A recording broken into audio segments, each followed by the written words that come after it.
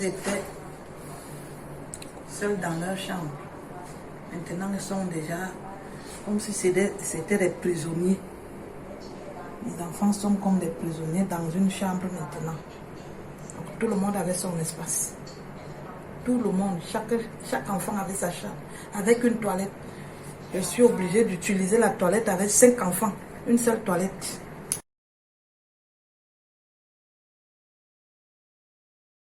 Dans mon nouveau palais,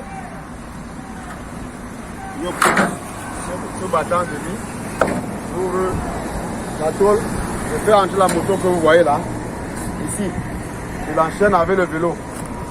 Dès que je finis d'entrer la moto, moi-même, pour entrer chez moi, voici la nouvelle, la porte puissante de mon palais, que je touriste comme vous voyez.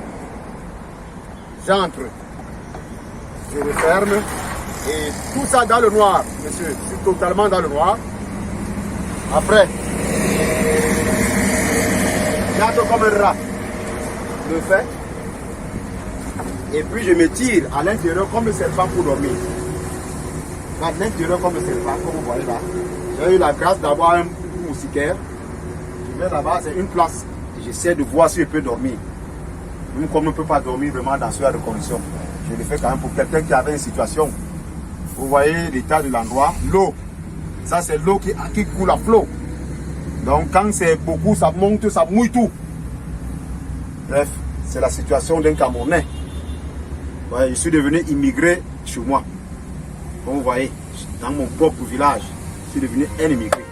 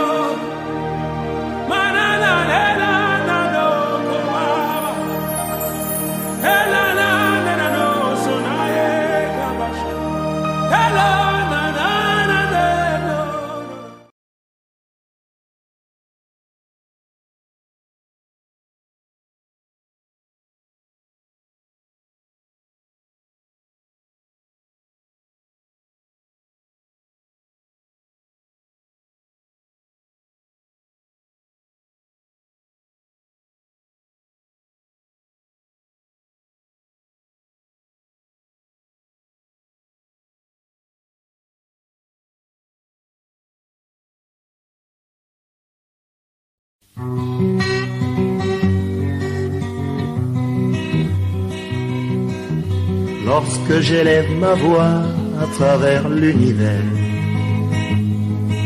c'est pour chanter les souffrances de la terre. Je chante pour les enfants qui n'ont pas de père. Je chante pour les amours perdus. Nous qui avons connu de la misère, prêchons l'amour et l'unité. Chantons pour que demain soit plus clair. Là, vous voyez, la vitre est cassée là. C'est peut-être d'environ 2 mètres de pluie. À partir de là, vous comptez 33 mètres jusque là devant. vous comptez. Donc de là à l'arbuste, aux planches là, 33 mètres, vous comptez comme ça, 13 mètres de l'autre côté. Vous revenez 33 mètres comme ça là, et 13 mètres là. Ça c'est l'eau de superficie. Ici, on avait la famille Ngoué, ici là. Son fils Fenonga est resté sur le terrain. Ils sont là, les noms là sont là dans cette liste. Vous voyez? Donc, on l'a depuis des années. 42, vous pouvez imaginer, de 42 à maintenant. Donc c'est le roi Douala Alexandre qui a donné ce terrain-ci à mon papa.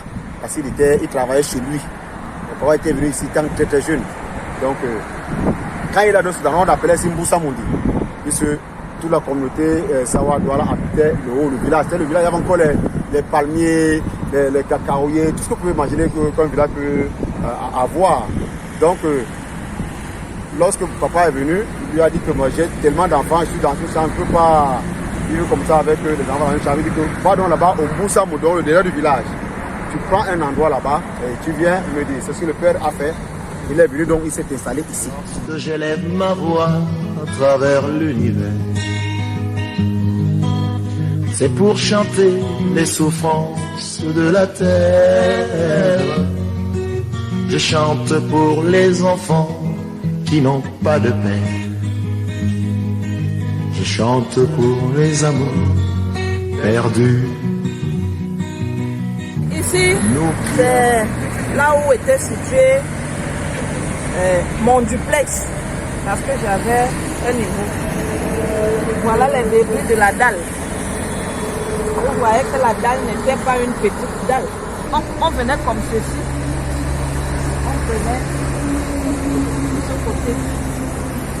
Quand vous voyez, je retrouve encore ma pochette, les pochettes d'âme que nous avons là quand on va en soirée. C'est quelque part là. Après 3 semaines de la casse, ça c'est ma pochette d'âme. Regardez. C'est ma pochette. C'est après 3 semaines que je retrouve. Et déjà, je l'ai appris. Je retrouve ma médaille. Ma médaille de travail. 4 jours après.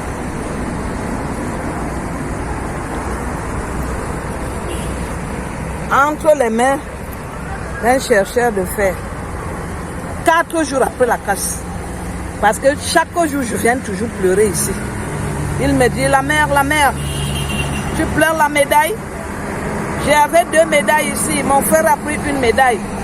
Voilà l'autre qui reste. Il m'a remis ma médaille après avoir obtenu 500 francs. Voilà ça. Chantons pour que demain soit plus clair. Et chantons pour les cœurs brisés.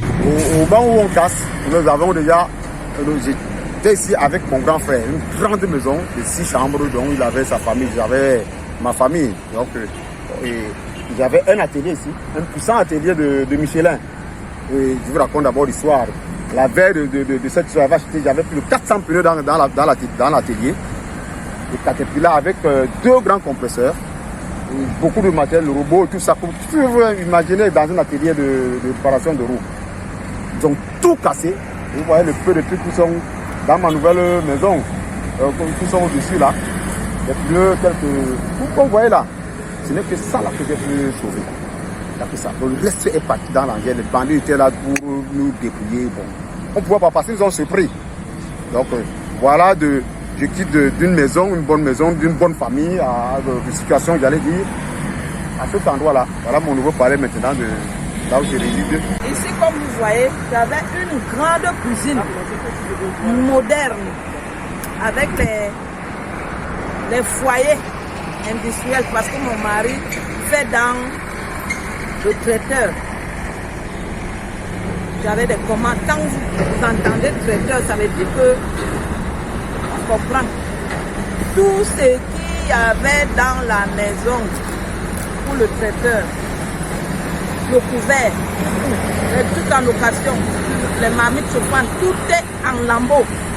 J'avais de 150 marmites chauffantes, les caisses de casier de verre, je dis tout. J'avais l'arsenal. Chaîne musicale, les enfants venaient toujours louer la chaîne. les chaises en location, qu'est-ce que je veux citer ici? Je ne peux pas compter ce que j'ai perdu ici. Mes activités, chaque 15 du mois, j'ai une commande. Le 14, on m'a cassé. J'ai tout perdu pour cette commande-là.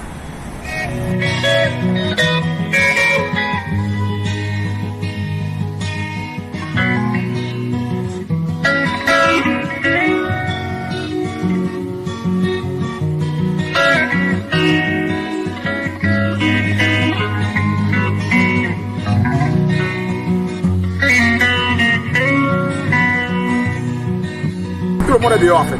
Donc moi je suis venu ici là. Avec tout ce que vous voyez là, j'ai fait plus, je n'ai nulle part où aller. L'argent que j'avais quand même sur les pneus pour revendre et avoir un peu et puis de temps en temps vivre, tout est parti. Donc ça fait que je suis installé ici dedans, je vis là, seul, comme vous voyez, dans les intempéries. Quand il pleut, je suis dans la flotte.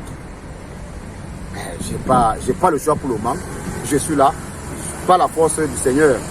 Parce que franchement, sans le Seigneur, je ne tiendrais pas depuis. Jusqu'aujourd'hui, c'est à cet endroit.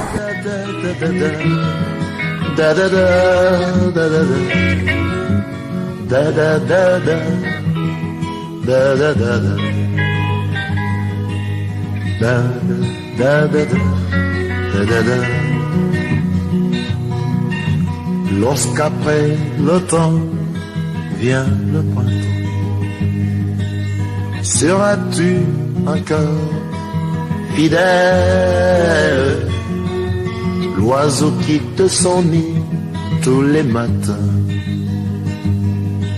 pour y revenir tous les soirs? Lorsque j'élève ma voix à travers l'univers, c'est pour chanter les souffrances de la terre. Je chante pour les enfants qui n'ont pas de père. Je chante pour les amours. Tout est là. C'est un nouveau matelas que j'ai eu. Un nouveau matelas. Je suis là avec les enfants. Les enfants étaient habitués à être seuls dans leur chambre. Ils sont là-bas 5. Ils étaient seuls dans leur chambre. Maintenant, ils sont déjà comme si c'était des prisonniers. Les enfants sont comme des prisonniers dans une chambre maintenant. Donc, tout le monde avait son espace. Tout le monde, chaque enfant avait sa chambre, avec une toilette. Je suis obligée d'utiliser la toilette avec 5 enfants, une seule toilette. Tout ce que vous voyez là, ce n'est que les dons. Rien que les dons. La cuisinière, si ça ne m'appartient pas, on m'a offert ça. Là où j'étais à l'hôtel, je préparais le riz dans une poêle comme ça pour 7 personnes. Parce que je n'avais pas de marmite. Ça, c'est une nouvelle marmite. Elle est encore nouvelle. Vous savez comment elle est. Toute neuve. Tout ce que vous voyez là, ce n'est que des dons. Parce qu'on n'a rien récupéré. Tu récupères quelque chose, c'est en pièces détachées. Tout est gâté. Tout.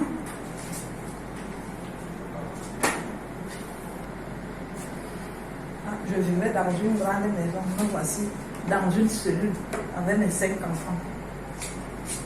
Et on veut la faire au Cameroun, c'est ça. Je vais rentrer là où on a enterré mon cordon ombilical à Dikolo. Je suis là avec le fer au bras. L'argent que j'ai mis de côté pour aller me faire opérer, c'est ça que je viens louer la maison. Je viens louer la maison. Je vais encore trouver l'argent pour mettre de côté pour aller me faire opérer. On m'a cassé, je deviens locataire. Alors que moi-même j'étais comme bailleresse. Si le chef d'État m'entend, là où je suis là, je dois repartir à Dikolo. C'est là-bas qu'on a enterré mon cordon ombilical. Je dois repartir à Dikolo. Les responsables des régions et tout là, ayez le cœur humain. La caste de Dikolo a été tellement sauvage que même si on voulait même partir, on restait là. On viendra seulement nous tuer. Là où moi je suis là. Dikolo, c'est là où je suis né, j'ai grandi. Me voici qui vieillit avec les cheveux blancs là. Hein? Les cheveux blancs. Voyez les cheveux blancs là. Pardon, que le chef d'État avait sa magnanimité, qu'il nous écoute et qu'il nous remette à Dikolo. J'en appelle vraiment aux autorités supérieures, notamment au président de la République, de regarder cette situation dans laquelle je vis. Normalement, je pensais que lorsque on nous a cassé, la première chose avant de faire la commission ad hoc, qui est une bonne idée, les autorités, on devrait penser à nous reloger quelque part, et avec nos enfants, avec nos familles, afin que moi particulièrement, afin que on puisse être en sécurité. Voyez-vous dans quel genre de situation et nous sommes en pleine saison pluvieuse à Douala, ce qui fait que je suis au bout du rouleau. Donc, s'il vous plaît, monsieur le président, s'il vous plaît, monsieur les autorités, voyez ce problème, réglez-nous ce litige.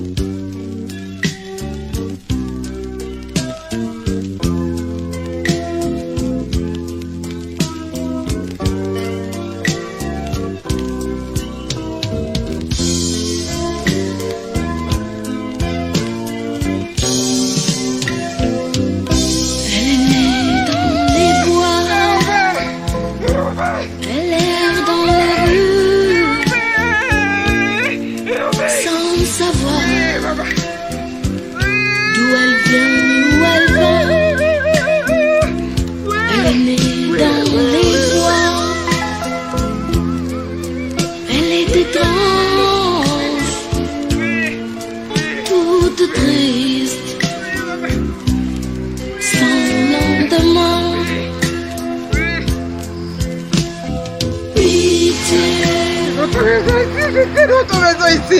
Pitié.